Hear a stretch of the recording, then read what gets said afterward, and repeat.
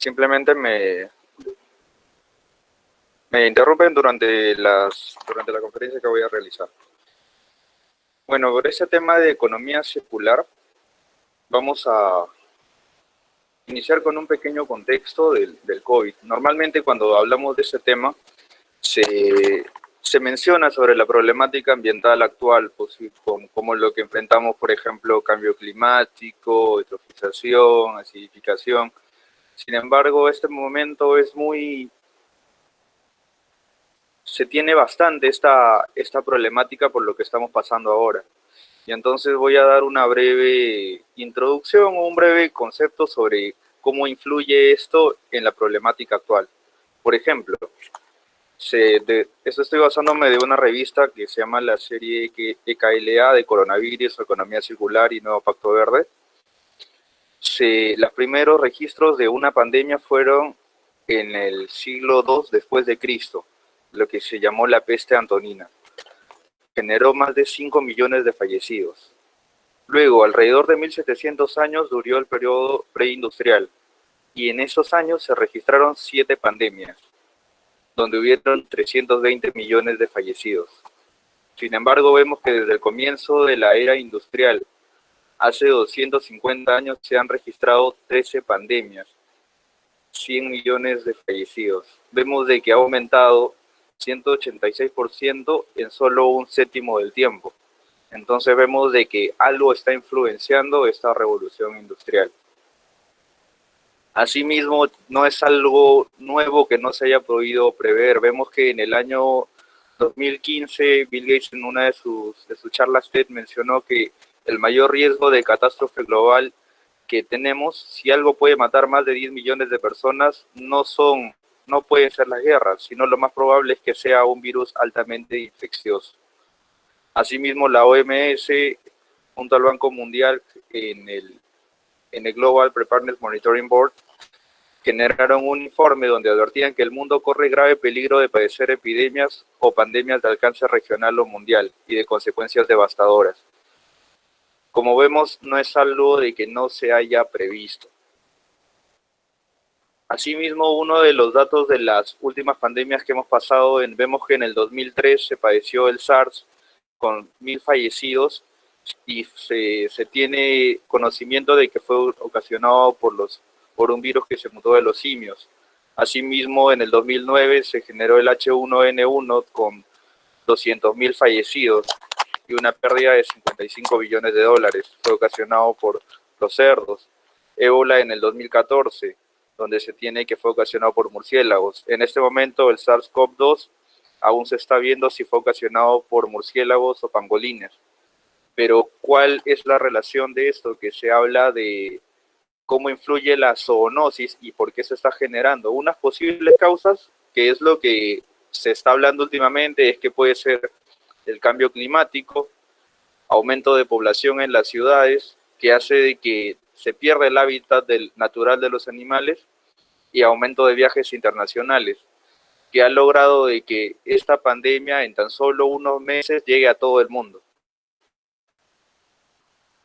¿Qué factores aumentan este surgimiento de la zoonosis? Vemos de que vienen a ser los principales factores la deforestación y el cambio en el uso de suelo. Cada vez va aumentando la resistencia antimicrobiana por el uso de antibióticos, la agricultura y ganadería intensiva, el comercio ilegal de especies de vida silvestre y también el cambio climático. Vemos de que tiene una similitud entre el coronavirus y esta emergencia climática, el cambio climático. Es global, incrementa la desigualdad y necesitan de cooperación para hacerles frente, necesitan ese apoyo. Esto ha sido una breve introducción sobre cómo es que está afectando esa problemática ambiental y cómo nos puede afectar más adelante. Hemos visto anteriormente sobre cómo influye la revolución industrial a lo largo de toda nuestra historia. Vemos de que en solo un periodo de tiempo ha sido grande el cambio que hemos realizado en este planeta. Hemos pasado una primera revolución industrial donde fue la creación de las maquinarias a vapor o el carbón.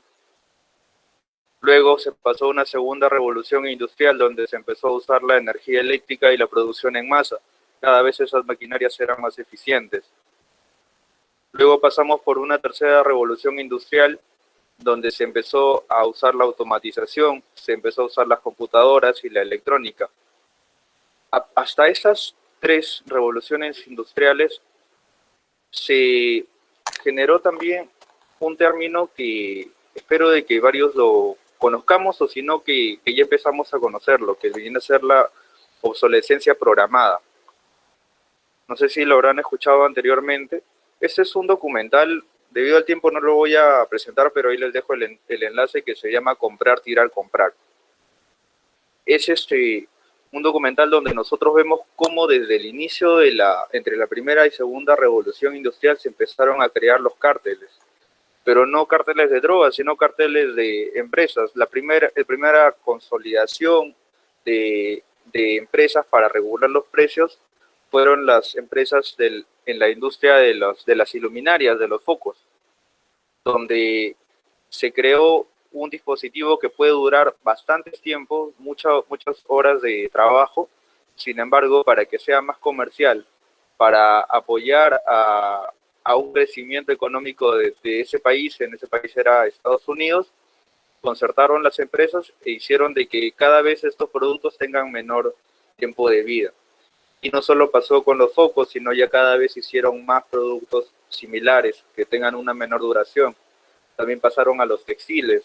Hay otro documental también donde menciona por qué es que la mayoría de personas optan por comprar cada vez ropas o indumentarias que sean caras, o cuando hay una que es similar y que tal vez no, por no tener la marca, no, la gente no opta por eso, siendo la mayoría de propiedades bien similares.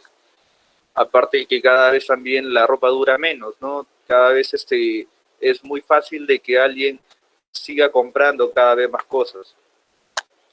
Y es así como ya llegamos a la cuarta revolución industrial, donde se habla no solo de las computadoras, de la automatización, sino ya cada vez estamos hablando de mayores hazañas, como por ejemplo el Internet de las Cosas, donde cada vez no solo los celulares, sino ya vemos casas inteligentes, autos inteligentes, donde se puede cada vez automatizar estos equipos para que nos apoyen a nosotros.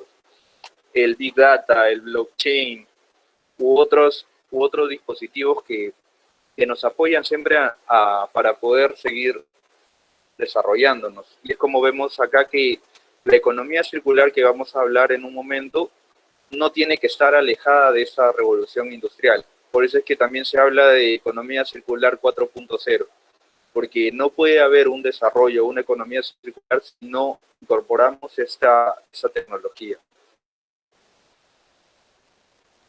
Es así como en 2019, al mismo tiempo que se desarrollaba la COP25 en Madrid, la Comisión Europea lanzó su nuevo Pacto Verde Europeo, EU Green Deal, donde se costó aproximadamente $1 trillón en el plazo de 10 años. Es una planificación que se está realizando para incorporar estas herramientas de economía circular y ser el primer continente carbono neutral al 2050.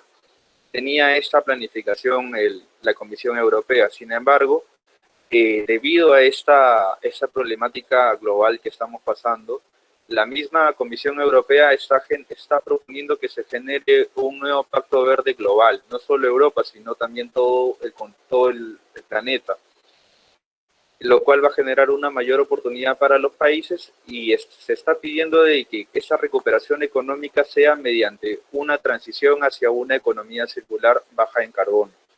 Entonces vemos de que esta nueva recuperación económica no solo va a ser algo para beneficiar los intereses económicos, sino también se va a incorporar bastante de esas herramientas de economía circular. Y bueno, ¿y qué viene a ser entonces la economía circular? Ahora les voy a presentar una definición de existen, vamos a ver más adelante, principales fundaciones que ya vienen desarrollando esa herramienta durante varios años.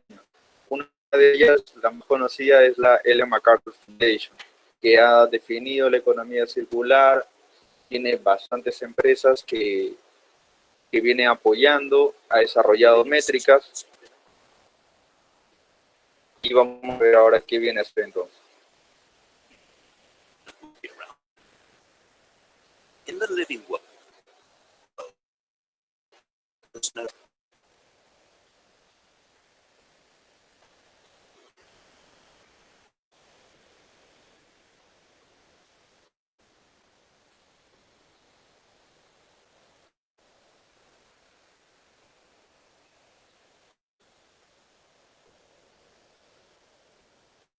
Quiero que me confirmen si se escucha el video. living systems have been around for a few billion years. Si no me and will cortan. be around for many. In the living world, there's no landfill. Instead, materials flow. One species' waste is another's food. Energy is provided by the sun. Things grow, then die, and nutrients return to the soil safely. And it works. Yet as humans, we've adopted a linear approach. We take, we make, we dispose. A new phone comes out, so we ditch the old one. Our washing machine packs up, so we buy another. Each time we do this, we're eating into a finite supply of resources and often producing toxic waste. It simply can't work long term. So what can? If we accept that the living world's cyclical model works, can we change our way of thinking so that we too operate a circular economy? Let's start with the biological cycle. How can our waste build capital rather than reduce it? By rethinking and redesigning products and components and the packaging they come in, we can create safe and compostable materials that help grow more stuff. As they say in the movies, no resources have been lost in the making of this material. So what about the washing machines, mobile phones, fridges? We know they don't biodegrade. Here, we're talking about another sort of rethink, a way to cycle valuable polymers and alloys so they maintain their quality and continue to be useful beyond the shelf life of an individual product. What if the goods of today became the resources of tomorrow? It makes commercial sense. Instead of the throw away and replace culture we've become used to, we'd adopt a return and renew one, where products and components are designed to be disassembled and regenerated. One solution may be to rethink the way we view ownership. What if we never actually owned our technologies? We simply licensed them in the manufacturers. Now, let's put these two cycles together. Imagine if we could design products to come back to their makers, their technical materials being reused, and their biological parts increasing agricultural value. And imagine that these products are made and transported using renewable energy. Here we have a model that builds prosperity long term. And the good news is, there are already companies out there who are beginning to adopt this way of working. But the circular economy isn't about one manufacturer changing one product. It's about all the interconnecting companies that form our infrastructure and economy coming together. It's about energy. It's about rethinking the operating system itself. We have a fantastic opportunity to open new perspectives and new horizons. Instead of remaining trapped in the frustrations of the present, with creativity and innovation, we really can rethink and redesign our future.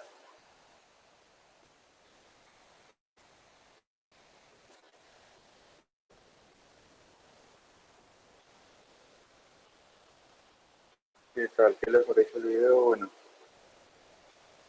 como vemos, se define la economía circular no solo desde una sola perspectiva.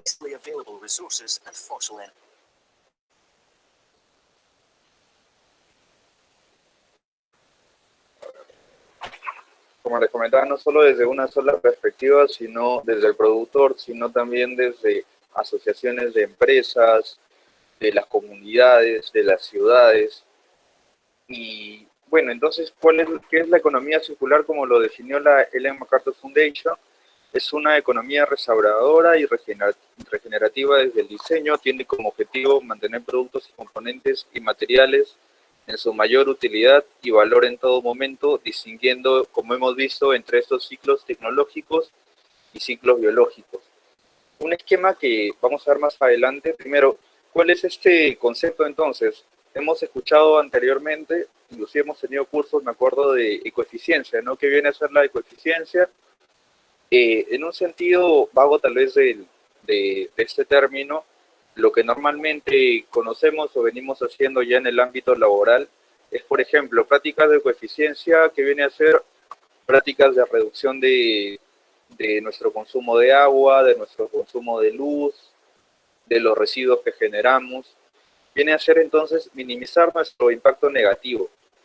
Sin embargo, esto lo que promueve esa economía circular no es solo minimizar, sino generar impacto positivo en el ambiente, lo que se conoce como ecoefectividad. Como hemos visto, este modelo lineal que normalmente venimos desarrollando, ¿cómo comienza? Desde la extracción de materia prima, de los recursos fósiles, la generación de energía, se hace la manufactura de las partes, se generan los productos y se generan también los productos o servicios, ¿no? Para usuarios o consumidores. Cuando es un servicio para los usuarios o también para consumidores de productos, de bienes. En algunos casos, por ejemplo en Europa, se realiza la incineración donde hay recuperación de energía. Acá en Perú y en varios países de Sudamérica, directamente cuando ya usamos estos productos, va directamente al relleno sanitario. Eso normalmente es el flujo lineal de lo que venimos nosotros, cómo gestionamos los productos. Sin embargo, un término que genera también la Fundación Ellen MacArthur es el modelo mariposa, la Butterfly Model, que viene a diferenciar, como hemos visto en el video, estos dos ciclos, ciclo biológico y ciclo tecnológico. En el ciclo biológico va a incorporar, bueno, en cada uno de esos ciclos va a incorporar controles para evitar de que esto vaya directamente a la incineradora o al relleno sanitario. Veamos, por ejemplo, en caso de que en el caso del ciclo biológico, cuando nosotros tenemos, por ejemplo, bienes orgánicos, por ejemplo, el café, que es bastante comúnmente utilizado como ejemplo, ¿qué usamos con los granos del café? ¿Pueden tener otro beneficio? Esto viene a ser las cascadas. Viene a ser si es que ese residuo que tenemos puede ser insumo para otro bien. Por ejemplo, estos granos de café, hay empresas ya, startups, que utilizan para alimentar hongos, ¿no? Y que también viene a generar otro producto. Y la idea, el primer control que vamos a ver en esto es todos los residuos o bienes biológicos que vamos a tener, es ver cómo generar estas cascadas, cómo hacer de que nada sea residuo. Cuando ya no hay mayor posibilidad, entonces ya viene lo que conocemos nosotros como los biodigestores, ¿no? Vamos a extraer todos estos nutrientes que puede regresar más adelante, o si no, vamos a utilizar estos nutrientes en estos biodigestores para que sirvan como compost y también para que se genere el biogás. Este compost va directamente a la restauración porque va a ir al suelo y nuevamente va a cumplir su ciclo. Al final, la idea es que este ciclo biológico cumpla, ¿no? con este modelo. Lo que ya no se puede seguir recuperando ya iría directamente al relleno sanitario. En el otro lado, en los ciclos tecnológicos, como hemos visto en el video con el caso de las lavadoras, de las planchas, ¿qué haríamos en estos casos? Acá lo que se recomienda es usar las R's que conocemos, ¿no? Reducir, reusar, el reciclaje. Desde un primer uso, primero vamos al mantenimiento que se puede realizar, ¿no? La reparación. Es poder nosotros, primero desde la parte de la producción, aumentar la vida útil de ese producto, evitar esta obsolescencia programada que hemos visto anteriormente. Luego también darles, en caso se malogre, darles esa facilidad de reparar automáticamente ese producto, ¿por qué no? Luego, cuando ya no lo puede usar esta persona, entregarle a ese proveedor para que él lo pueda reparar y volver a vender. En otros casos, vender las partes o la remanufactura, y al último ya el reciclaje para que sirva de otra forma. Esto vienen a ser los controles que se proponen en el ciclo tecnológico. Como hemos visto, en la definición de economía circular se mencionan distintas R's. Antes conocíamos bastante lo que eran las 3 R's, ¿no? Reducir, reusar y reciclar. Luego ya aumentaron como 5 R's, y este es un concepto que he encontrado que ya te habla como de 9 R's. Desde el menor concepto de economía circular hasta un mayor concepto. Si empezamos desde la economía lineal, que es lo que principalmente vemos, recuperación o la incineración para recuperar la energía, el reciclaje, luego aumentando más estos controles, la remanufactura, el mantenimiento, la reparación, el reuso, y ya a un mayor concepto de la economía circular vamos a reducir, vamos a repensar el diseño de estos productos para que sean más circulares, y vamos a rechazar productos que no tienen estos controles. Es así como se hablan de 3 principios dentro de este modelo mariposa. En la primera parte, donde nosotros vamos a usar esta materia prima o los recursos fósiles, el primer principio es preservar y fortalecer el capital natural mediante el control de los finitos stocks, y balanceando con un balance entre en los flujos de recursos renovables. ¿Qué quiere decir? Vamos a controlar de que estos materiales, esta materia prima que tiene, vamos a controlar y vamos a reducir y a su vez estos recursos renovables que también tenemos se van a controlar y van a tener un adecuado balance para evitar de que se consuman masivamente estos recursos.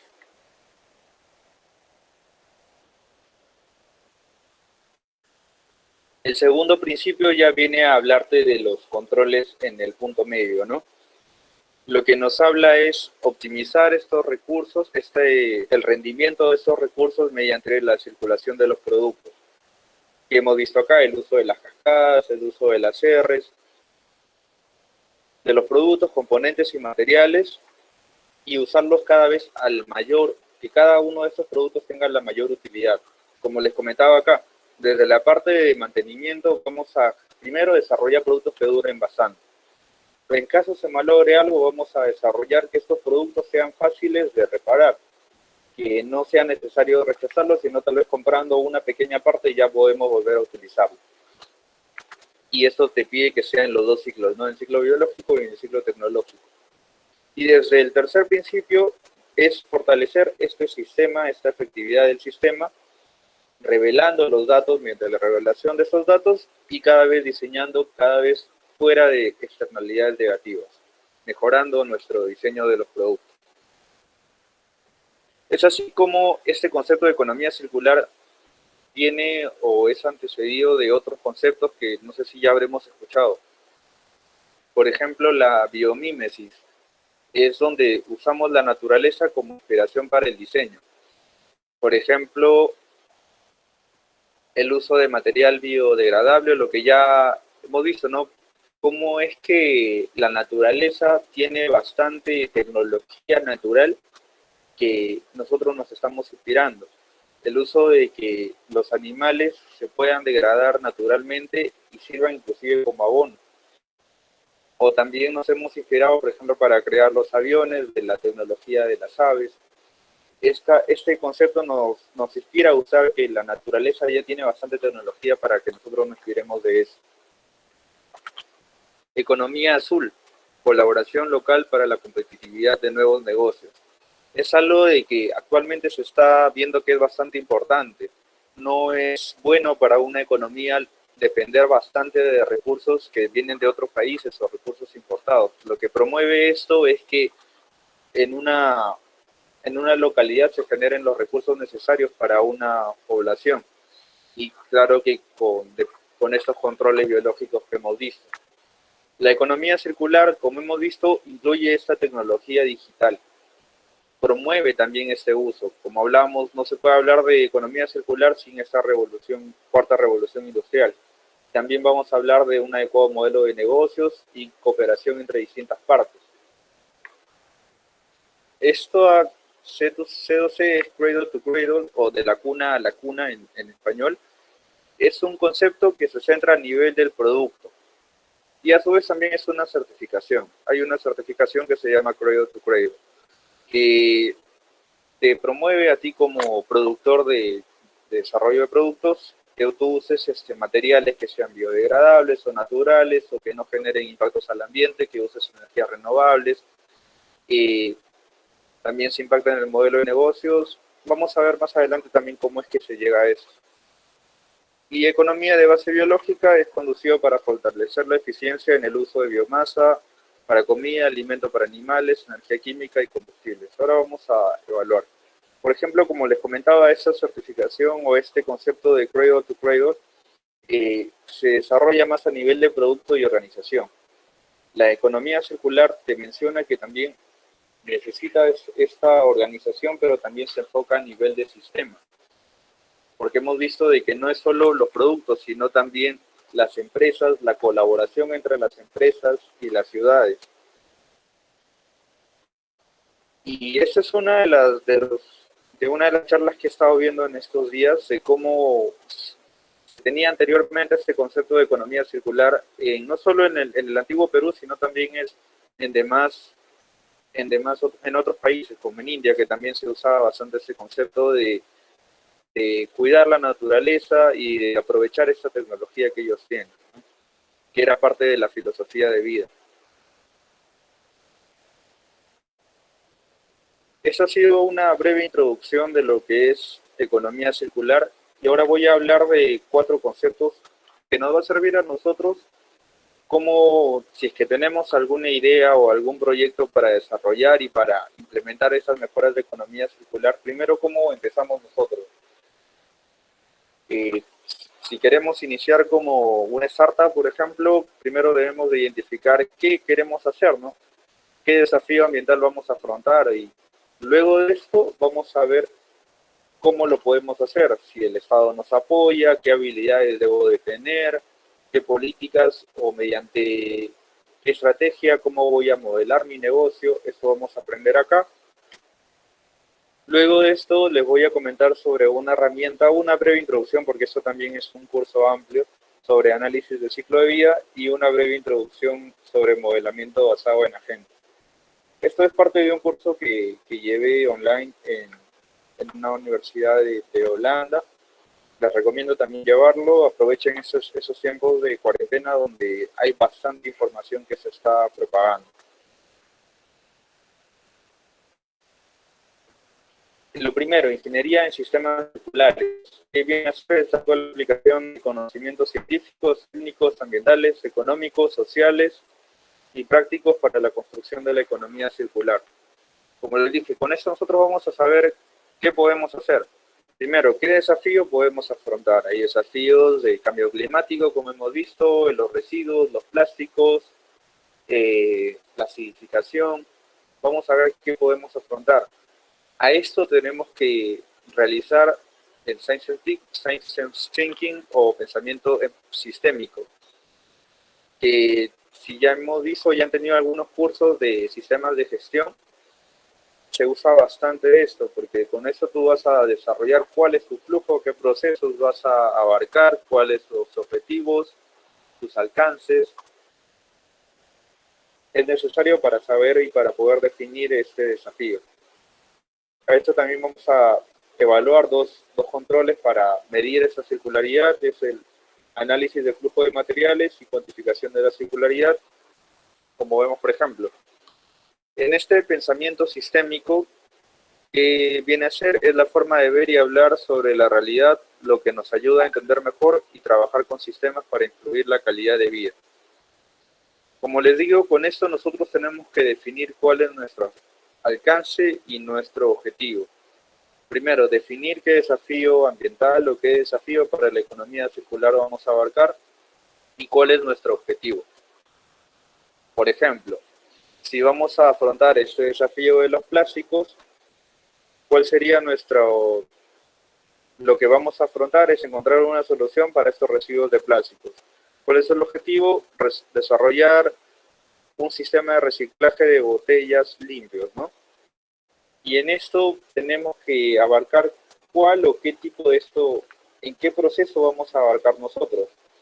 Tal vez vamos a entrar desde la producción de materia prima o la manufactura, las ventas, al lado del producto o fomentar el reuso de estos productos o la recolección. La mayoría tal vez empieza siempre a recolectar estos residuos de botellas, ¿no?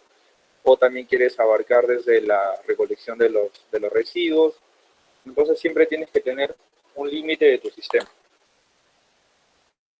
Luego de esto, esta es una medición de flujo de materiales, que también es importante conocer. Esto también es otro concepto, es otro curso que también es bien interesante conocerlo. Por ejemplo, esta es una breve introducción. Hay una problemática de los nutrientes que cada vez se van perdiendo. Por ejemplo, vemos acá un árbol de manzanas y vemos un flujo de análisis de flujo del fósforo. Esto lo vemos como nutriente. Del 100% que se ha obtenido, vemos que el 70% sirve para exportación. Esto es una economía local, que va para otros lugares. De ese 70%, se usa el resto, se va para jugos y va para empaquetado, ¿no? Jugo de manzanas, del cual va un 20% y el 10% es solo lo que se recupera. Entonces, ¿de dónde va a obtener los nutrientes este sistema? Porque todo se está yendo. Ese es uno de las investigaciones que se viene haciendo para ver cómo poder recuperar eso, pero de una forma circular. Por ejemplo, este es un diagrama de Sankey, donde se hace este flujo de materiales, pero a una escala global. Cómo medir la circularidad de continentes o de países. Por ejemplo, con eso nosotros vemos de que cada tipo de flujo de materiales se divide por colores. El color amarillo es de los combustibles fósiles, verde de la biomasa, de los alimentos, los metales, residuos de roca, los residuos de minas, los minerales industriales y los minerales de construcción. Si vemos acá, en una economía global, esto es la extracción anual, se genera este material procesado, hay un uso que sirve para uso energético, otro va directamente como residuo, la otra parte va para generar estos productos, uso material. De esta generación de productos, una parte es de bienes de corta duración que se usan, se puede hacer al instante o tal vez en unos cuantos meses y va directamente al fin de vida de estos residuos. Y otros bienes, como por ejemplo los bienes de construcción o algunos bienes muebles que tienen años de uso, va para el almacenamiento. Esto se adiciona a ese almacenamiento y cuando ya se va a demoler o cuando ya no va a tener uso, se hace la demolición y esto va de nuevo como residuo. ¿Cómo se puede medir la circularidad de este continente, por ejemplo? Se da como el porcentaje de esos residuos, cuánto se recicla en el procesamiento actual. En este caso vendría a ser 4/62. Por ejemplo, esta medición lo hizo la Unión Europea. Este es un porcentaje de también las importaciones que tienen para su país. Y vemos de que el nivel de circularidad de ese continente es mucho mayor que a nivel mundial, ¿no?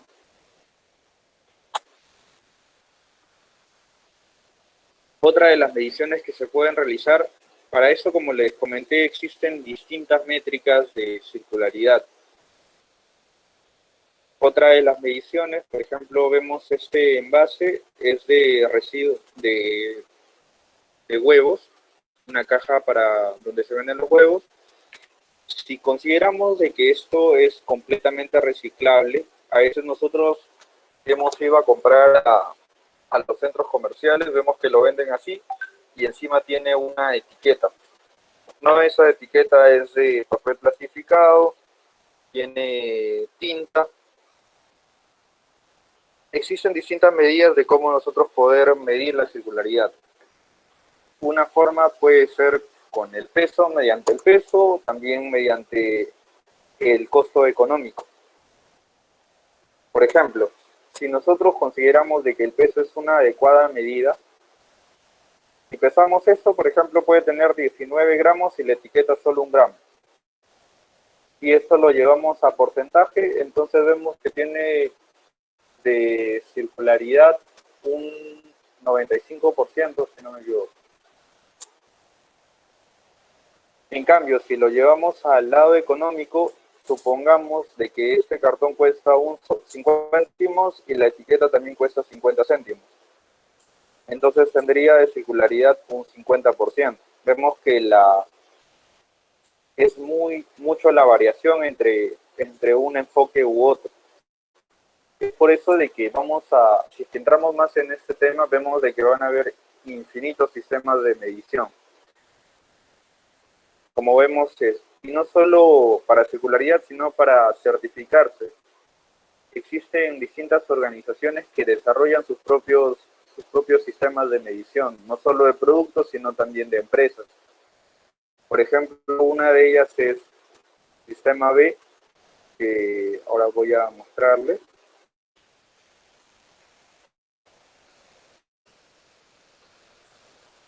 Esta es una medición que ellos han sacado, se llama Mide lo que importa. Sistema B es una organización internacional, nació en Estados Unidos, y promueve el triple impacto, economías de triple impacto, ¿no? Social, económico, ambiental, y vemos de que está creciendo bastante, no solo en Latinoamérica, sino también ya está llegando a algunos países de Europa. Ya hay empresas grandes que están siendo parte de esta empresa. Y actualmente veo de que más están optando por este tipo de certificación que inclusive por la ISO 14001. Y ellos han desarrollado su propio sistema de medición, claro que de medición de empresas. Por ejemplo, yo también dentro de un emprendimiento que tengo, evalúo, ¿no? mi negocio, y ellos lo han enfocado en distintas áreas de impacto, a nivel de gobernanza, de comunidad, de medio ambiente y de los clientes.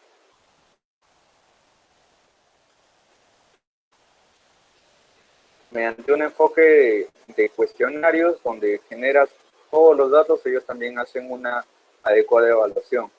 La misma Ellen MacArthur Foundation ha actualizado su sistema de medición, ahora se llama Circulytics, donde es similar. Tú entras a su enlace y pones los datos de tu empresa, ellos te aceptan y ya puedes generar la medición. Similar, tienen un enfoque de cuestionario.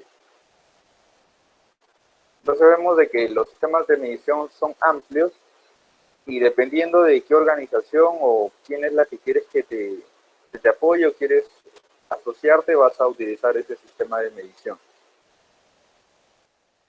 Y al final, ¿cómo usamos nosotros la ingeniería para desarrollar o para afrontar esos desafíos que hemos visto? Por ejemplo, una pérdida de nutrientes que normalmente se realiza es en los sistemas urbanos, ¿no? En nuestros sistemas domiciliarios de aguas residuales, normalmente estos nutrientes que se pierden en forma discreta no pueden ser recuperados porque se viene combinado con el uso el aumento del caudal por el uso de la lavadora, las duchas, y eso siempre se pierde. En Europa se está viendo la forma cómo poder recuperar estos nutrientes, no evitar de que las conexiones tengan ingreso de aguas de lluvia, disminuir este uso de otras fuentes, ¿no? de las lavadoras u otros para poder recuperar esos nutrientes. Y ya hay investigaciones que se vienen realizando. O también la biotecnología, la recuperación de los metales de una forma sostenible, evitando también estos insumos químicos, ¿no? Los ácidos. Y eso es importante. Entonces, cómo se realiza esta conexión entre las empresas y las universidades. Parte de nosotros es investigar y poder desarrollar estas tecnologías para poder desarrollar estos nuevos negocios. Ya sabemos entonces qué podemos realizar, cómo podríamos nosotros aprovechar nuestros conocimientos para generar nuevas empresas. Luego de eso vamos a ver cómo podemos nosotros empezar o tal vez desarrollar este tipo de negocios. Primero vamos a hablar sobre la transición de la circularidad, hacia la circularidad. ¿Cómo empezó esto? En 2015 la Unión Europea desarrolló este concepto de closing the loops o cierre de lazos. Vamos a escuchar bastante ese término. Es un plan de acción para desarrollar la economía circular. Esto ya lo vienen desarrollando desde el 2015. Sin embargo, tiene algunos como antecedentes, ¿no? En 2008 la Unión Europea generó una directiva de residuos, donde ya generaron leyes en algunos países individuales. En 1996 Alemania ya tenía su acto para disposición de residuos. En el año 2000 también Japón ya generó leyes para generar estas sociedades circulares. Vemos que en Estados Unidos no tiene esas políticas de economía circular, sin embargo vemos de que bastantes organizaciones sí la vienen promoviendo. La primera o el primer país que generó este tipo de políticas es China en 2009, con la Ley de Promoción de la Economía Circular. Vemos de que este enfoque vamos a conocer de que para nosotros evaluar en un contexto de gobierno, de Estado, vamos a ver iniciativas que son desde el gobierno o desde la parte de empresas. Y entonces tenemos que ver dónde mejorar o dónde desarrollar estos enfoques. Si lo hacemos desde un enfoque de arriba hacia abajo, desde el gobierno generando mayores políticas, ajustando o obligando a las empresas a que desarrollen esto, o si no, que es necesario que desde el Estado, desde las empresas, se generen más de ese tipo de iniciativas. Dependiendo de qué gobierno es, primero vamos a evaluar, ¿no?, de que una adecuada legislación puede hacer de que un negocio, desde la dirección normal que tiene, puede tener una mejor dirección. O lo que hemos visto como ejemplo, por ejemplo, los límites máximos permisibles, ¿no? De que normalmente si no existieran estos, un negocio iría y generaría todos los contaminantes que podría generar. Existe esta fiscalización y ya le obliga a la empresa a mejorar su sistema. ¿Qué pasaría si estos límites fueran muy altos o difíciles para una empresa? Sería imposible y la empresa quebraría. Entonces se necesita un adecuado equilibrio entre estos dos enfoques. Y eso es lo que vemos acá. Lo que se requiere es que desde el gobierno se generen regulaciones orientadas a objetivos, para que estas empresas puedan llegar por sí solas a estos objetivos. Dependiendo, ¿no?, de un negocio, de un país donde existe un adecuado equilibrio entre el gobierno y las empresas, donde entre los dos se generan iniciativas para una economía circular, entonces se necesita mantener ese equilibrio. Si vemos desde que las empresas por sí solas ya tienen esa iniciativa, entonces el Estado no necesita mucho esfuerzo. Claro que necesita regular. Entonces vemos que la mayor fuerza está por parte del empresariado. U otra forma, si vemos de que hay empresas o países, por ejemplo, los de Sudamérica, donde todavía no se vienen desarrollando ese tipo de iniciativas, entonces se necesita mayor presión desde el Estado para poder desarrollar estos objetivos. Uno de los ejemplos, esto tal vez ya viene a ser una parte política, porque es una aprobación de una ley que se viene realizando ya en todo Sudamérica y que viene siendo promovida por el sistema B, que viene a ser la ley que ahora les voy a mostrar.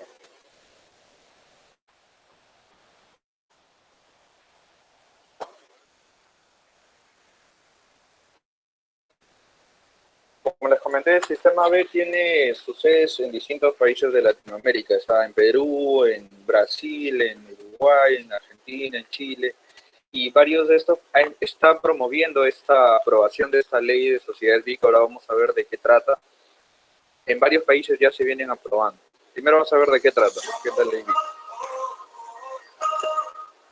¿Por qué es importante que el Congreso de la República apruebe la ley que crea las empresas TIC, porque es esencial reconocer, otorgarle una identidad jurídica a los emprendedores y emprendedoras que integran en su modelo de negocio objetivos sociales, ambientales y económicos. De esa manera, el país se proyecta al siglo XXI con una herramienta jurídica que motive la creatividad empresarial hacia la rentabilidad ya no solamente económica, sino una rentabilidad social y ambiental.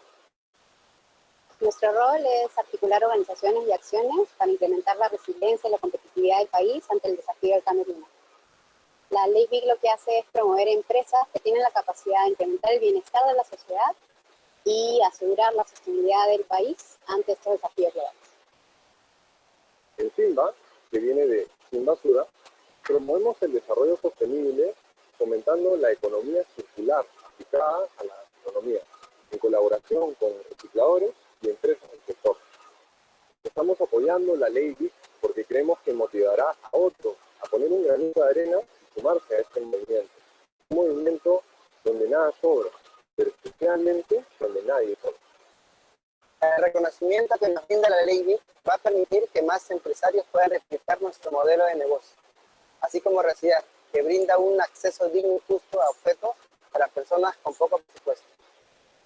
La ley de sociedades de beneficio e interés colectivo nos da el respaldo que necesitamos para estar a la altura de las expectativas de nuestros estudiantes y nuestros docentes y de esa manera seguir cumpliendo nuestra promesa al Perú de formar ciudadanos líderes con mentalidad emprendedora que crean impacto positivo en el Perú y en el mundo.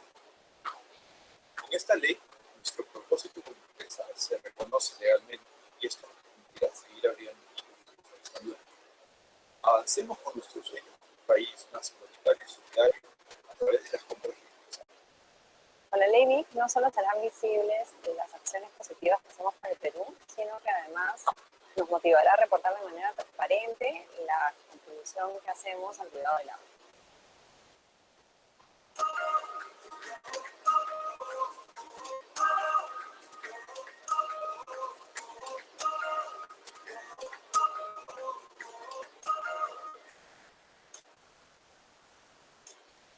Bueno, esta ley ya fue debatida, ya pasó una primera etapa, sin embargo, como sabemos, el año pasado se disolvió en Congreso, por lo que ya no pudo seguir pasando los filtros no necesarios. Es así que se esperaba de que en este Congreso se apruebe esa ley, sin embargo, por la problemática actual también está teniendo ese tipo de inconvenientes. Como vemos, es una ley que promueve o genera un estatus social o una denominación para estas empresas que tienen ese enfoque, ¿no? de economía circular.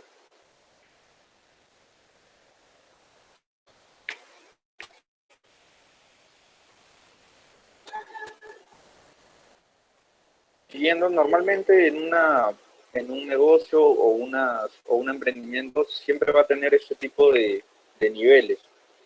Por ejemplo, los MOOC, los cursos masivos online que se están llevando actualmente, ¿cómo se conocen en estos niveles, ¿no?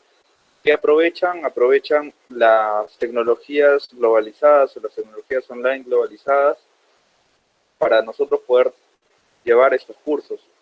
¿Quiénes utilizan esto? La industria de la educación, ¿no? Ellos aprovechan estas tecnologías. ¿Y para quiénes les sirven? A un nivel pequeño, a los usuarios o a los científicos con innovación o a los profesores, ¿no? Normalmente pasa esto en una escala, en una economía. Por ejemplo, vemos, existen innovaciones exitosas, estos si que tienen un adecuado éxito, ya se vuelven en industrias estables que van a tener siempre una presión presión global, ¿no? A un nivel macro. Por ejemplo, esto es tal vez un poco complicado de explicar. Si entramos al nivel micro, a los nichos de innovación, vemos, por ejemplo, cómo se desarrollaría una innovación. Tenemos el ejemplo de los carros Tesla, por así decirlo.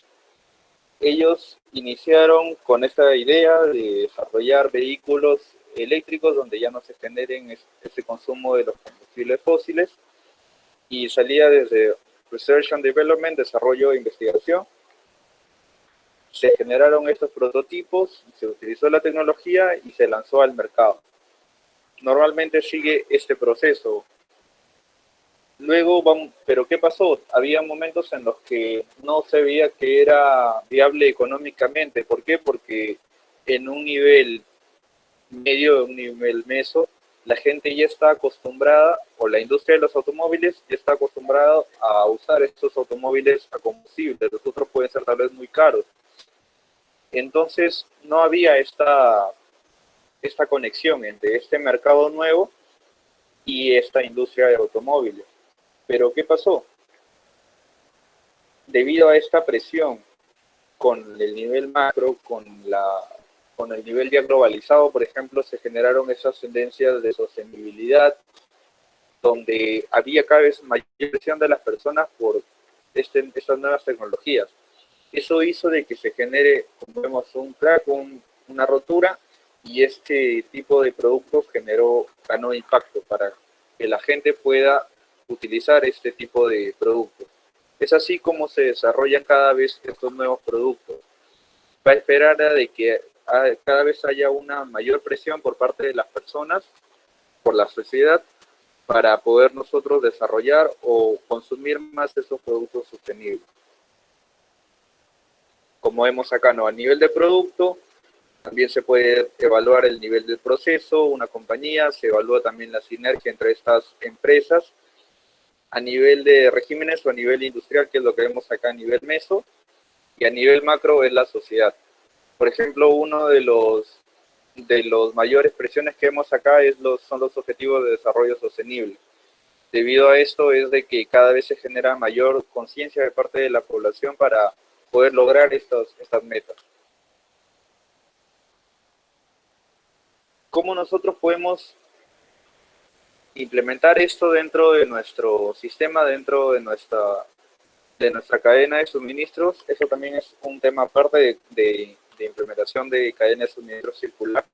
Vamos a implementar dentro de nuestro sistema estos controles que ya hemos visto en el modelo mariposa, ¿no? En las R's, en el reuso, reparación, remanufactura, para evitar cada vez generar estos residuos. ¿Cómo nosotros podríamos implementar dentro de nuestro sistema de producción? Primero, seleccionando y definiendo indicadores clave. Luego de esto vamos a medir y calcular la sostenibilidad como una línea base del producto. Generamos las metas, definimos las mejoras y las necesidades de oportunidad. Cuando ya hemos desarrollado esas mejoras de nuestro producto, vamos a evaluar cómo esto influye en la sociedad. Vemos de que eso es bastante importante. Si vemos en acá, ¿no? De que es importante ver cómo la sociedad va a aceptar estos productos. Si no sabemos eso, se puede haber tenido una mayor inversión acá, sin que haya sido exitoso un retorno de este gasto. Entonces es necesario conocer cómo la sociedad va a recibir estos bienes. Y al final tenemos que definir y ver mejoras para rediseñar cada vez esos productos. Y si vemos de que hablamos de suministros circulares, no solo tal vez a un nivel local que nosotros podemos realizar, sino tal vez a un nivel ya de transporte. Esos ya son algunos prototipos que se están generando. Es por eso de que también tenemos que conocer qué conceptos son claves para el consumidor o debemos de conocer.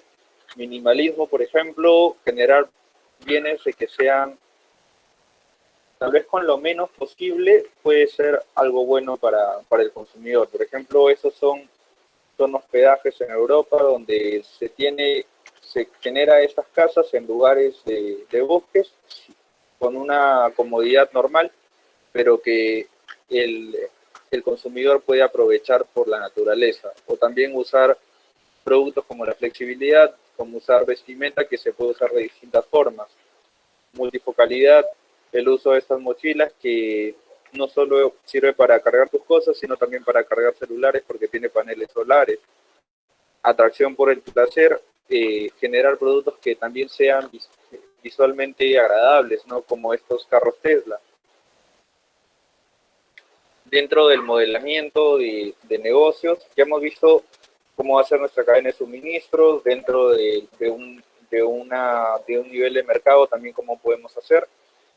Y ahora vamos a hablar del modelamiento de negocios. No sé si algunos que ya están en esta etapa de desarrollo de negocio o emprendimientos, las famosas startups, ya conocen lo que viene a ser el Canvas, ¿no? Que es una herramientas ágiles para nosotros poder modelar nuestro negocio que queremos emprender. Con eso nosotros identificamos recursos clave, actividades, principales socios, cómo van a ser, cuál es la problemática, qué solución vamos a realizar. Con eso nos sirve a nosotros para modelar este emprendimiento.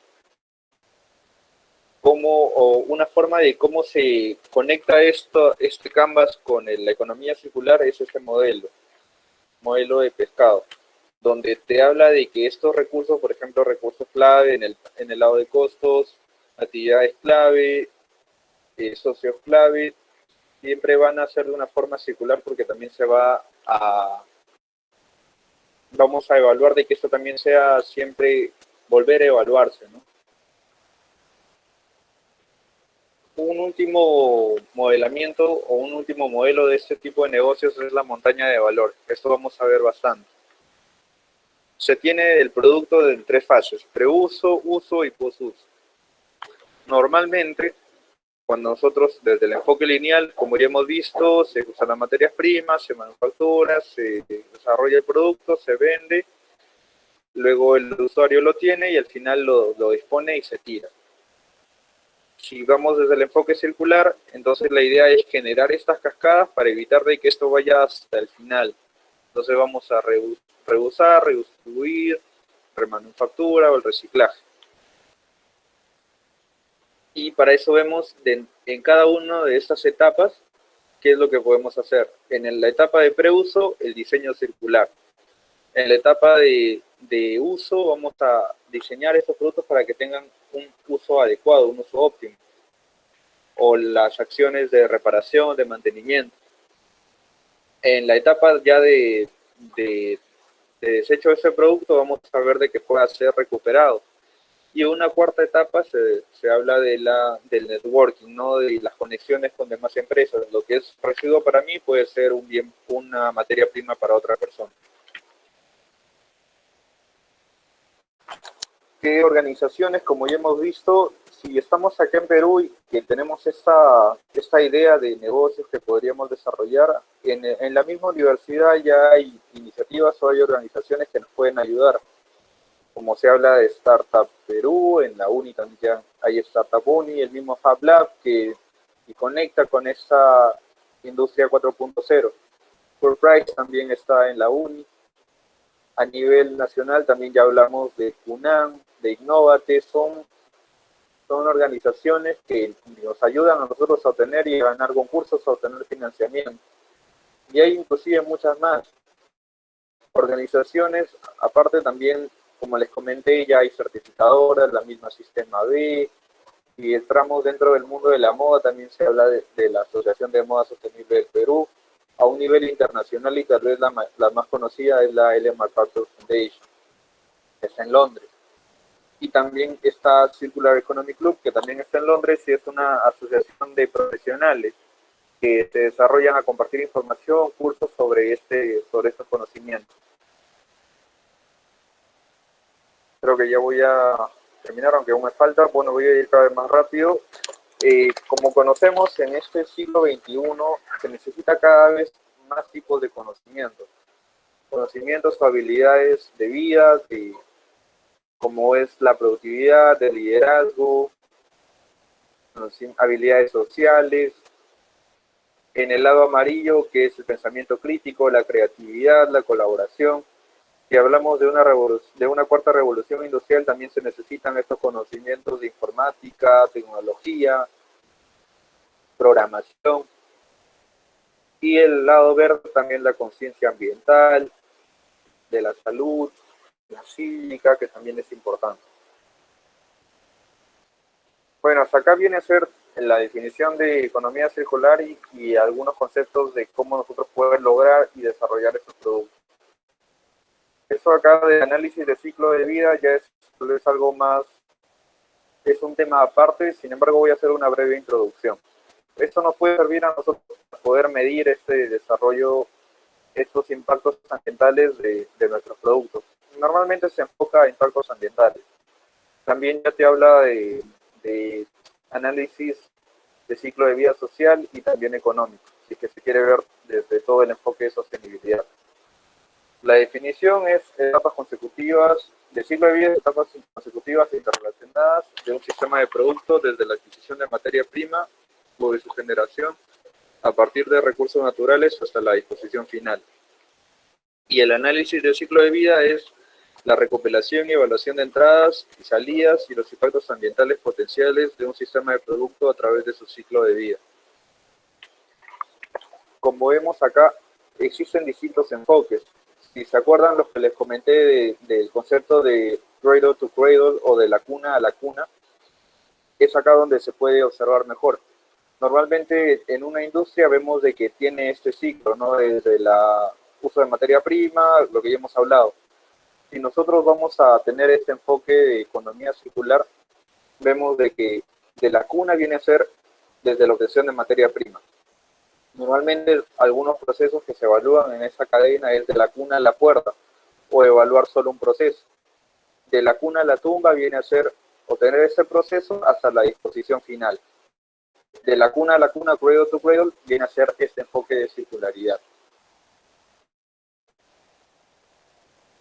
Como vemos acá, se puede evaluar este análisis de ciclo de vida de un solo producto o también nos sirve para comparar productos. Esto se basa de la estructura de la ISO 14040 y la ISO 14044, que tiene ese enfoque de definición de objetivos, análisis de inventario, evaluación de impactos y interpretación. Vemos de que este enfoque viene a ser el mismo de la ISO 14046 y la ISO 14064 de huella hídrica y huella de carbono. ¿Por qué? Porque todo se basa de análisis de ciclo de vida. Las huellas ambientales vienen a ser una parte de este análisis de ciclo de vida, como vamos a ver más adelante. Bueno, voy a ir un poco más rápido en esto. En el objetivo nos sirve para definir qué tipo de análisis vamos a realizar nosotros y qué es lo que queremos analizar, un solo producto o tal vez comparar los productos. Debemos de definir nuestro sistema, como hemos visto el enfoque sistémico, tenemos que definir primero los procesos unitarios y nosotros ya hemos participado, trabajado en una empresa o tal vez implementando sistemas de gestión. Vemos de que lo principal es definir esos procesos unitarios, ¿no? ¿Dónde es que podemos diferenciar nosotros? Tal vez porque generan distintos tipos de impactos ambientales. Dentro de esto vamos a delimitar nuestro sistema y vamos a diferenciar entre flujos elementales o flujos intermedios. Flujos elementales vienen a ser donde un proceso que usa directamente recursos de la naturaleza o emite contaminantes a la naturaleza. En cambio, flujos intermedios es entre procesos unitarios. Si nosotros, por ejemplo, en un proceso usamos combustibles fósiles o usamos agua, por ejemplo, eso viene a ser un flujo elemental. La unidad funcional nos sirve para nosotros poder comparar o poder medir este sistema. Con esto nosotros, si queremos comparar el impacto que tiene usar un vaso de plástico, un vaso de cerámica o un vaso de Tecnofor, tenemos que saber cómo lo vamos a comparar. Entonces con eso nosotros vemos que la unidad funcional es la unidad que nos va a servir a nosotros comparar esos tres sistemas. Viene a ser, por ejemplo, 200 mililitros de café servido. Sin embargo, no solo no solo basta eso, sino saber, por ejemplo, esta taza de cerámica Eso puede ser usado una vez, pero la tasa de cerámica puede ser usado, por ejemplo, hasta 1000 veces. Y eso también se tiene que considerar. ¿Y cómo va esto? En el flujo de referencia. Estos dos conceptos son clave para nosotros hacer nuestro análisis de ciclo de vida. Vemos que cada uno de esos vasos tiene distinta capacidad. Entonces, si nosotros queremos llevar a esta unidad funcional de 200 mililitros, el flujo de referencia es como nosotros lo llevamos a una escala para poder medirlo con nuestra unidad funcional. En este caso, por ejemplo, el de 150 es por 1.33, en el de 250 es por 0.8, sin embargo lo usamos 1000 veces. Entonces vamos a dividir entre 1000 y así. Este es un ejemplo de una bolsa de pan, donde se usa el polietileno para fabricar esas bolsas. La unidad funcional viene a ser el uso de este, ¿para qué te sirve? No es bueno tener también como unidad funcional tal vez una medida exacta, sino definir su función de este bien. Definir también otras propiedades, ¿no? Una masa de pan de esas características para poder que esta comparación sea mucho más efectiva. Y con esto ya podemos definir bien el flujo de referencia que viene a ser esta bolsa con ese peso adecuado. En un análisis del diagrama de procesos se necesita evaluar cada uno de los procesos que van a estar dentro de nuestro sistema y cuáles no van a estar dentro de nuestro sistema. ¿Por qué es importante esto?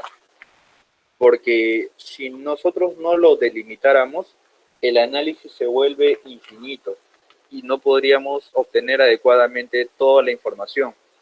Por ejemplo, en una refinería para obtener estos plásticos se generan otro tipo de bienes como es el querosene u otros combustibles que no están dentro de nuestro sistema.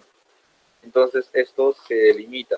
La energía eléctrica, que por ejemplo esto es de Europa, donde se usa combustibles para generar energía eléctrica, a este nivel tampoco se va a llegar. Es siempre importante poder delimitar estos niveles dentro de nuestro sistema. A la hora de recolectar fuentes de datos, vamos a diferenciar entre datos primarios y datos secundarios. Datos primarios es lo que nosotros recolectamos a primera mano, comúnmente lo que conocemos como monitoreos o cálculos de medición. Si vamos a entrar en huella de carbono, vamos a definir cuánto de combustible usamos, en huella hídrica cuánto de agua usamos. Son los datos que vamos a recolectar de primera mano. En datos secundarios, ya para eso usamos las bases de datos, como vemos acá. Una de las mayores fuentes de información viene a ser Ecoinvent, donde tiene amplios datos de distintos materiales. En Europa también se usan otro tipo de fuentes. Acá en Perú, la Universidad Católica está desarrollando bastante de estas investigaciones de análisis de ciclo de vida. Si les interesa bastante este tema, sería bueno tratarlo tal vez aparte en otro tema, dado que es bastante amplio. Y bueno, también ha desarrollado su propia base de datos con apoyo del Ministerio del Ambiente y apoyo extranjero. La otra etapa, que es inventario de ciclo de vida, con esos datos que ya hemos recolectado, vamos a identificar, por ejemplo, ¿no? En esta unidad, en esta tasa se consume este tipo de recursos, ¿no? De petróleo, de emisiones al aire, emisiones al agua y los flujos que se generan. Sin embargo, vemos de que el uso del agua también se considera en la etapa de post-uso, dependiendo del enfoque que le vamos a realizar. Si no se analizara esto, tal vez el consumo de agua para esta tasa sería mucho menor. Sin embargo, vemos que para lavar se consume también bastante cantidad de agua. La siguiente etapa es la evaluación de impactos ambientales. En esa etapa se habla de 5 fases, ¿no? De elección del método, la clasificación, la caracterización y la normalización. Y la ponderación o el agrupamiento. Bueno, creo que me quedan 5 minutos, así que voy a ir más rápido. En la primera parte, que es la elección de metodologías, nosotros que ya estamos tal vez en, no sé, en distintas etapas de la universidad, ese concepto es clave tal vez para conocer desde los primeros ciclos, ¿no? ¿Para qué nos sirve la carrera o qué es lo que podríamos nosotros afrontar a la hora de ya salir a un mercado laboral? Por ejemplo, acá te habla de categoría de impactos a punto medio y al punto final. En el punto medio hay distintos tipos de impactos que podemos nosotros medir, ¿no? Que es la formación de material particulado, la formación de ozono troposférico, lo que conocemos como el smog, la radiación ionizante, el consumo, la degradación de la capa de ozono, la toxicidad humana con efectos cancerígenos o no cancerígenos, calentamiento global, uso de agua, ecotoxicidad, eutrofización. Vemos de que hay distintos desafíos ambientales a los que nosotros nos vamos a afrontar. Sin embargo, para estas metodologías existen distintos tipos o distintas empresas o asociaciones que ya se han modelado este tipo de impactos ambientales. Es por eso que se habla de, por ejemplo, USTOX, que tiene un adecuado modelamiento de la toxicidad de los elementos en distintas etapas, ¿no? Desde las emisiones se genera un modelamiento de estas emisiones, cuál es el destino de estas emisiones en el ambiente, cómo llega a nosotros y cómo nos hace daño. Todo esto ya tiene una adecuada modelación y vamos a ver más adelante por qué es que nos sirve ese tipo de evaluación de estos contaminantes. En el tema, si hablamos también de metodologías, una de las más usadas es la metodología RECIPE, que es la que vemos actualmente. Es importante entonces definir metodologías para el tipo de impacto que nosotros vamos a evaluar, ¿no? Dependiendo también del producto que vamos a desarrollar. En la clasificación, vemos, luego del inventario que ya hemos desarrollado de este producto, vamos a ver de que un componente, por ejemplo, el metano, puede ser dañino para qué categoría, ¿no?, de impactos ambientales. Por ejemplo, el metano nos hace daño para el calentamiento global y esto se va a clasificar a esta etapa. Ahí se ven los distintos elementos que pueden incorporar. Hay algunos elementos que tienen distintas etapas, ¿no? Por ejemplo, si hablamos del dióxido de azufre, del óxido de nitrógeno, que también tienen incorporación en distintas categorías de impactos ambientales. Luego de esto, llega la caracterización, donde se va a realizar una medición de estos impactos. No sé si en alguno de los cursos ya habrán visto sobre este tema. Por ejemplo, el calentamiento global, ¿cómo es que se mide? Uno lo va a medir con el grado de absorción de esta energía. Sin embargo, se lleva a esto para nosotros poder comparar entre elementos. Se evalúa la cantidad que absorbe el CO2 y se habla de CO2 equivalente. Por eso es que conocemos como huella de carbono, porque todo se lleva a CO2 equivalente. Entonces vemos que el CO2 tiene un CO2 equivalente de 1, el metano es como 25, el óxido de nitrógeno como 298. Y así, ¿no? Luego de esto se llega desde el punto medio, que es cuánto nosotros consumimos o de cuánto nosotros estamos emitiendo de CO2, y a punto final es cómo este CO2 afecta al punto final, que vendría a ser al daños a la salud humana, daños al ecosistema o a los recursos. Entonces vemos de que el calentamiento global cómo nos daña a nosotros como humanos o también cómo podría dañar al ambiente. Estos datos de acá, por eso les digo, es que viene a ser de una modelación de que han desarrollado cada uno de estos sistemas. Luego de esto, para nosotros poder comparar estos datos, se necesita tener una adecuada normalización. Con esto nosotros ya sabemos cuánto de equivalente tiene en cada categoría ambiental. Sin embargo, estas dos etapas ya no son obligatorias para la ISO, son opcionales. ¿Por qué? Porque ya vienen a ser un poco más subjetivas. dependiendo de cada sistema que lo está realizando. Y esto, por ejemplo, el modelo RECIPE te recomienda normalizarlo según lo que emite una persona. Dado que este modelo es europeo, te mide desde cómo consume una persona en Europa. Por ejemplo, en CO2, si tú generas, por ejemplo, 5 toneladas de CO2 equivalente, te habla de que una persona puede generar 500 kilogramos de CO2 en el año. Entonces se hace una relación y te habla que es como 1000 personas, por ejemplo, ¿no? De CO2, y ya te categoriza en puntaje. Y con eso tú puedes comparar entre distintas categorías. Sin embargo, si llevamos hasta la otra etapa de agrupación, vemos de que tal vez algunos impactos no son muy importantes, dependiendo del punto de vista del evaluador, o algunos impactos se pueden agrupar. Y es ahí que esto ya se puede llevar a un solo puntaje. Como nosotros podríamos sumar cada uno de estos impactos y tener un solo puntaje de impactos ambientales. La última fase de este modelo de análisis de ciclo de vida es la interpretación. En esta interpretación nosotros vamos a tener pasos de procedimiento y pasos numéricos.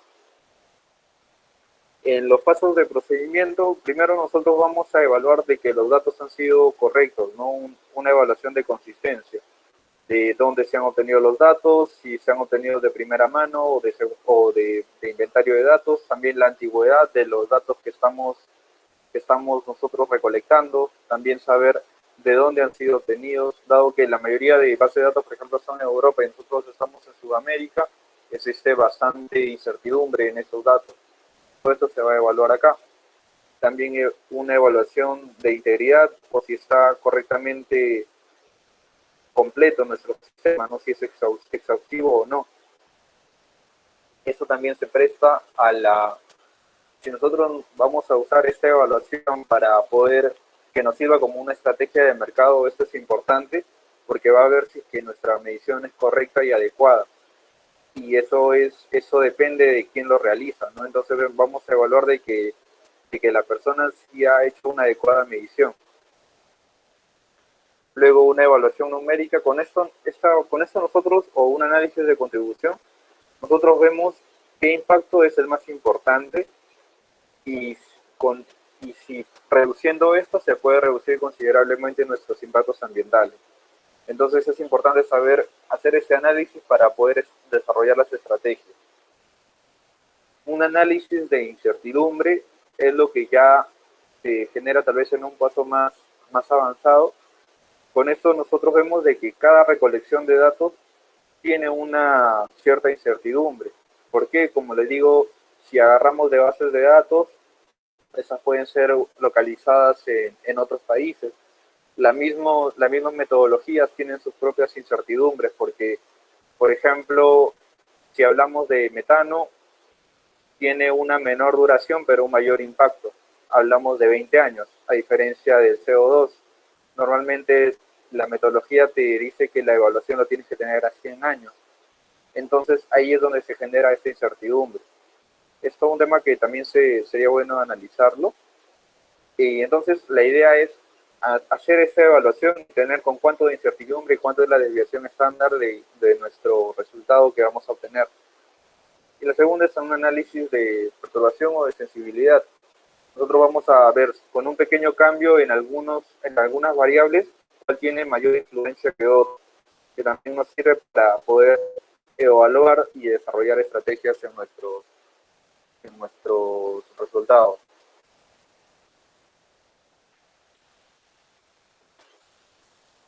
Bueno, si nosotros queremos incorporar en un sistema circular, vamos a tener distintos enfoques, ¿no?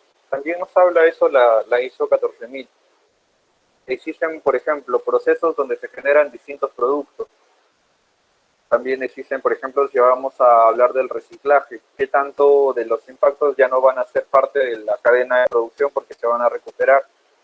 Y entonces lo que primero te recomienda es poder dividir este proceso en subprocesos para nosotros poder saber qué impacto es de un producto y cuál es de otro producto. Sin embargo, como ejemplo tenemos una vaca.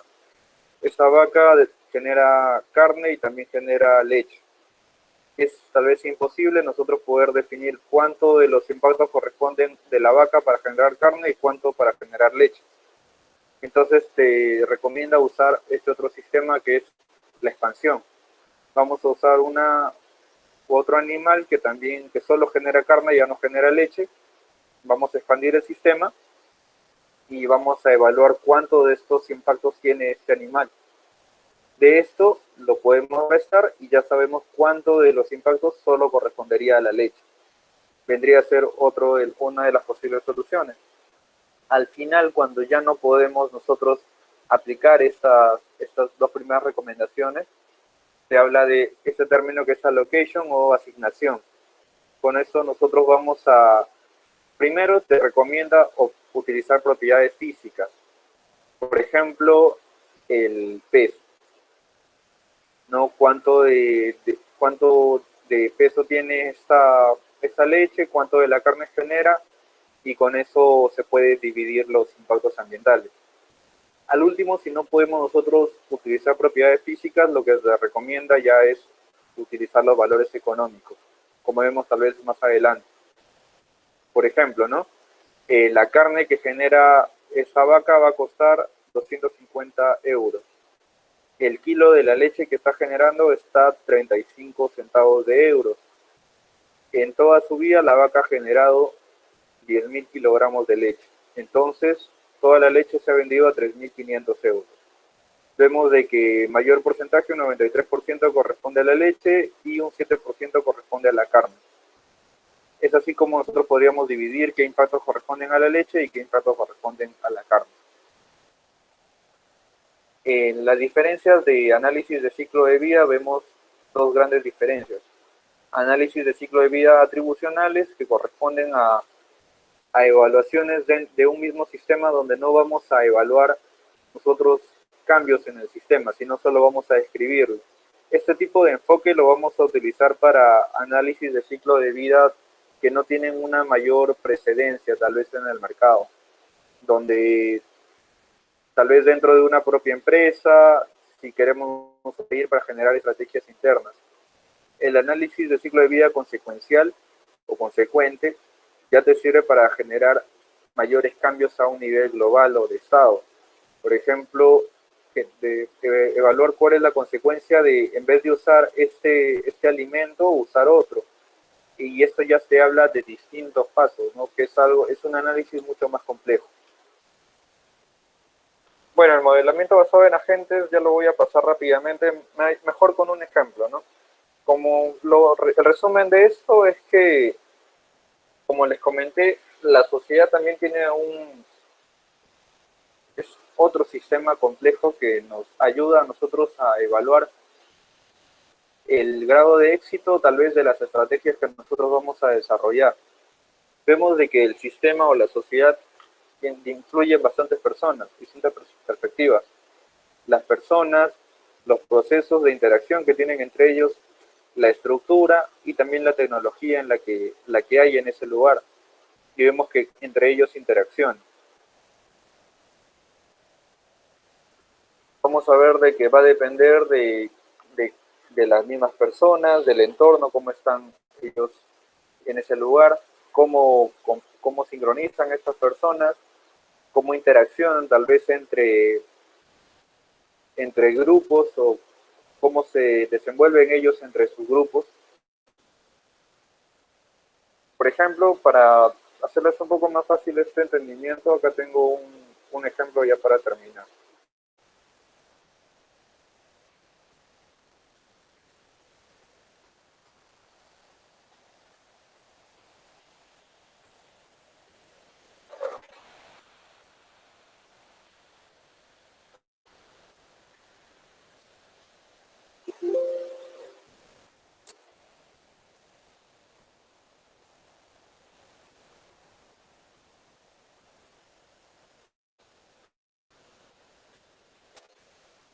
Primero, el análisis de ciclo de vida. Uno de los principales ejemplos que podríamos tener es en el curso que llevé lo usaron del reciclaje, ¿no? Estábamos comparando 3 sistemas de reciclaje: rellenos sanitarios, incineración y aumentar el reciclaje. se realizó el adecuado diagrama de flujo de esos tres sistemas, del relleno sanitario, de la incineración y del reciclaje. En el reciclaje, por ejemplo, se recolectaban los residuos, se realizaba el transporte, se llevaba a la planta de reciclaje, esto consumía electricidad, y lo que ya no se podía reciclar se llevaba a la incineración. En la incineración, de lo que se recolectaba, directamente va a la planta de incineración, y lo mismo en el relleno sanitario. Se realiza el inventario de datos o la recolección de datos. Por ejemplo, para el transporte, 1 tonelada de kilómetro es lo que se genera al transportar 1 tonelada en 1 kilómetro de distancia. Y esto es lo que se genera por 1 kilogramo de botar en un relleno sanitario. Toda esta base de datos se genera en el inventario. Es lo mismo para incineración y reciclaje. Luego de esto es lo que conocemos como el flujo de referencia, ¿no? Que vamos a llevar estos datos al flujo que nosotros estamos evaluando. La unidad funcional que tenemos es 25 kilogramos de plástico. Entonces, si vemos de que cómo nosotros podemos llevar esto a 25 kilogramos, entonces debemos de saber cuánto de distancia va a tener, cuánto de carga transporta estos camiones para nosotros llevar a esta escala en los distintos niveles. Luego de esto, ya el inventario ya tiene un adecuado cálculo acorde a nuestra unidad funcional. Luego de esto se realiza esta evaluación, como hemos visto, ¿no? En el cambio climático, algunas sustancias, por ejemplo, vamos a evaluar qué sustancias tienen impacto en el cambio climático.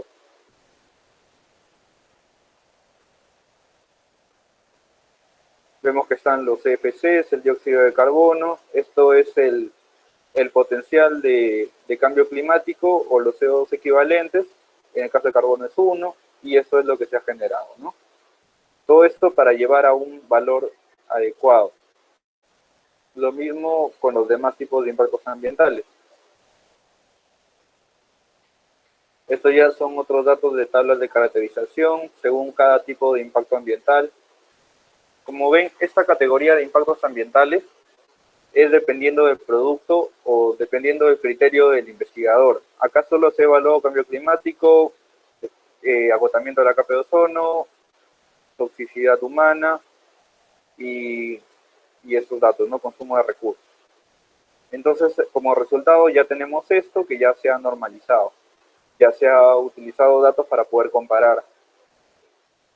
Vemos, por ejemplo, que en el relleno sanitario lo que más se impacta es la toxicidad. ¿Por qué? Porque se generan estos lixiviados, ¿no? De los rellenos sanitarios. En una incineración lo que más impacta, el mayor impacto ambiental es por el calentamiento global, o lo que conocemos como huella de carbono. En el reciclaje vemos de que lo que más tiene es el consumo de recursos, ¿no? ¿Por qué? Por la energía que utilizamos. Y con eso nosotros evaluamos y podemos ver qué tipo de sistema es el que consume más. Y ya podemos hacer mejoras.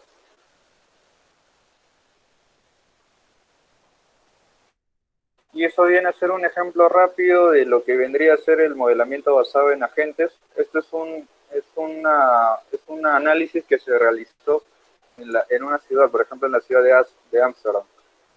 Se ve que para nosotros poder lograr, este es un análisis de cómo nosotros poder evaluar el grado de reciclaje que puede tener una sociedad.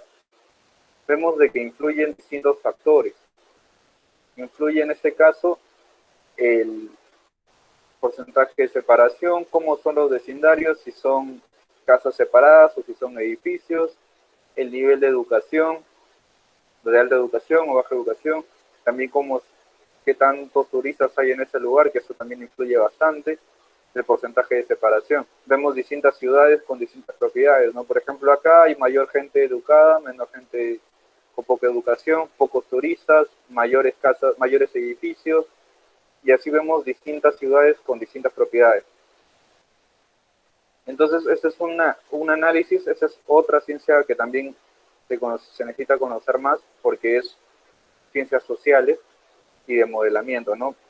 Si nosotros vemos que con distintos factores, por ejemplo, el costo, cuánto nos cuesta a nosotros para poder reciclar. Es distinto para unas casas pequeñas que para unos edificios, el costo es mayor en algunos o en otros. También qué grado de educación ambiental hay en personas educadas y en personas con poca educación. También influye esto, pero en los turistas, ¿no? Qué tan educados son y qué tan bajo educados son. Y cómo, y si es que hay presión social o no. Según este enfoque vemos, por ejemplo, yendo al azar, en 25 años solo se ha llegado a un 28%, 17.84% de reciclaje. Y así, esto ya es aleatorio. Con esto ya se puede tener una adecuada tendencia y ver qué mejoras hacer. Lo ideal es que el reciclaje, el costo para reciclar sea bajo, que la conciencia ambiental sea alta en todas las esferas, igual para los turistas. Y si vemos eso,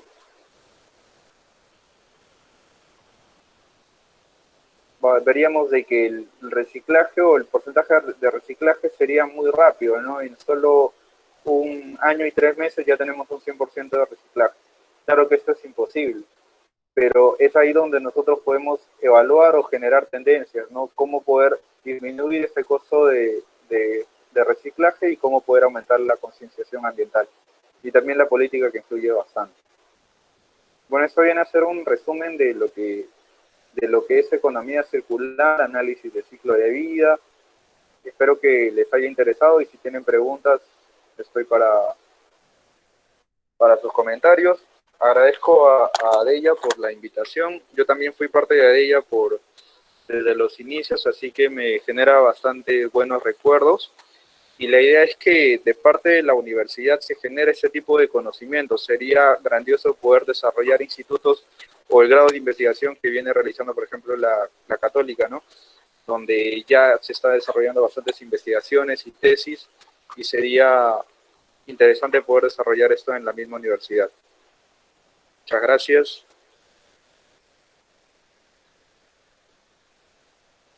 Si tienen preguntas.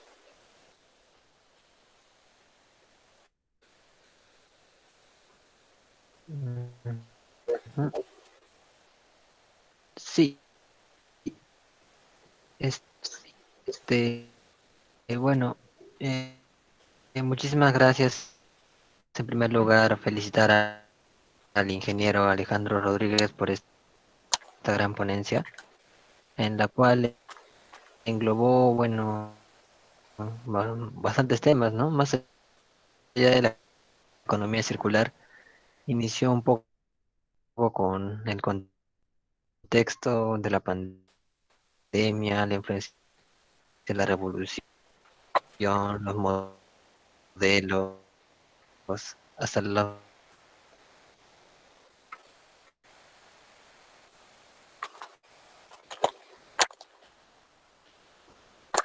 modelos No te escucho de bien. aislamiento.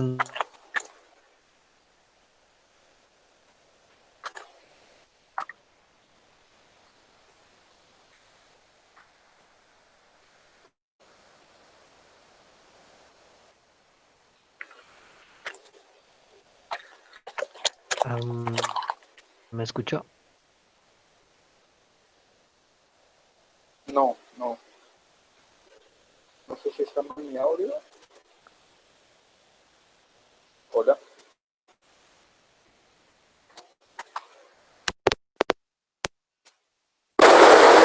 Hola.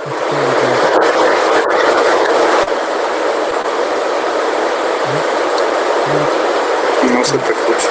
Las preguntas están en el chat, ahí puede verlo.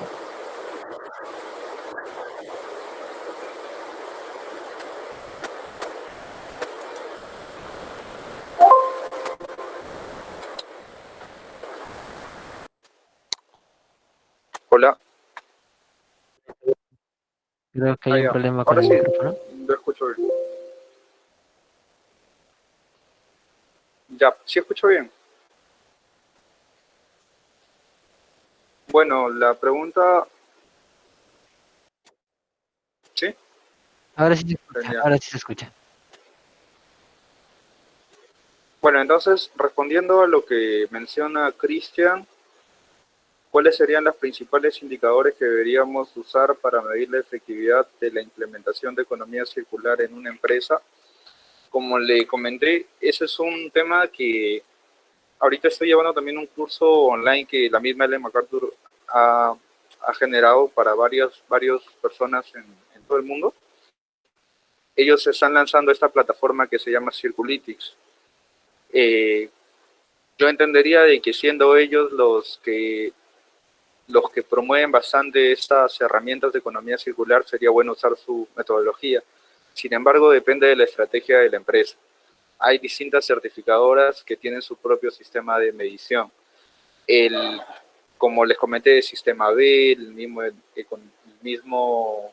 misma Ellen MacArthur Foundation, u otros. Ahí tengo también un análisis, un paper de distintos tipos de medición de economía circular, si quieren les mando. En algunos casos, lo que tienen tal vez mayor base científica y que nos correspondería a nosotros como ingenieros ambientales es hacer este análisis de ciclo de vida, ¿no? Que ya les sea una breve introducción de lo que es, dado de que tiene bastante base científica y bastante fuente bibliográfica de donde nos podemos nosotros acoger.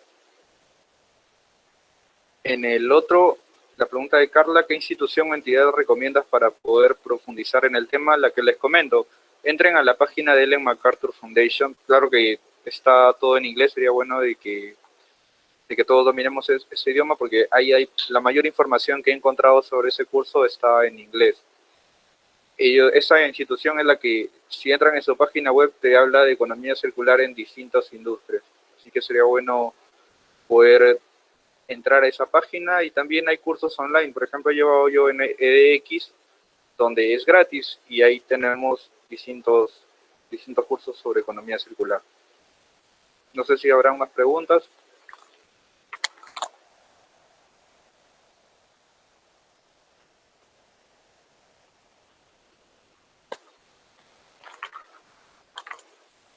Pueden realizar sus preguntas en el chat o activando su micrófono.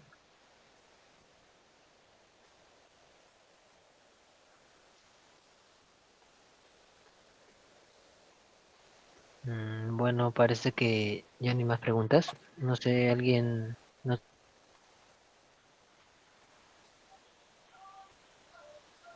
Bueno, también el tema ha estado bastante claro. Ha brindado bastante información y bueno, creo que eso sería todo. Muchísimas gracias. Ha sido una gran ponencia y agradecemos su asistencia. Va a haber una siguiente ponencia a las 7. Los espero. Igualmente, gracias a usted por la invitación. Como les comenté, sería bueno mejorar o aumentar ese tipo de conocimientos en la universidad. Tal vez generar un grupo, una asociación, o que la misma de ella promueva ese tipo de investigaciones en economía circular para generar investigación como universidad. Bueno, muchas gracias. Hasta luego. Claro, sí, es una buena iniciativa. Sí, poco a poco se va trabajando en conjunto para realizar este tipo de... Claro, y tienen el apoyo de los egresados. Sí, eso es lo bueno. Claro, muchas gracias por